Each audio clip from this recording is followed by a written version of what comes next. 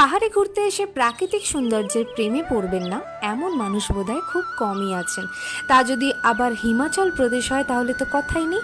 হিমালয় পাদদেশে পাইন ও দেবদারুতে ঘেরা প্যাগোডা স্টাইলে নির্মিত এই হিড়িম্বা দেবী টেম্পল।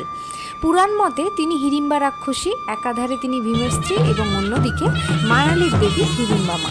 মানালি গেলে বরফের সেলফি, ম্যানলে শপিং ছাড়াও ভ্রমণ লিস্টের প্রথমেই থাকা উচিত হিড়িম্বা দেবী মন্দির। চলুন আজ তাহলে বেশ কিছু তথ্য শেয়ার করি। কথিত আছে ক্যামাকা জঙ্গলের রাজা ছিলেন হিড়িম্বা দেবীর দাদা হিড়ম্ব। দাদার আদেশে পাঞ্চপাণ্ডবকে বধ করতে গিয়ে ভীমকে দেখে ভালো লেগে যায় তার, এবং তিনি বিবাহর ইচ্ছা প্রকাশ করলে দাদা বোন হিড়িম্বাকে মেরে ফেলতে উদ্যত হন এবং সেই হিড়িম্বকে বধ করেন ভীম। নভেম্বর মাসের এই চলতি সময় হিড়িম্বা দেবীর উৎসবে মুখর হয়ে ওঠে গোটা মানালি।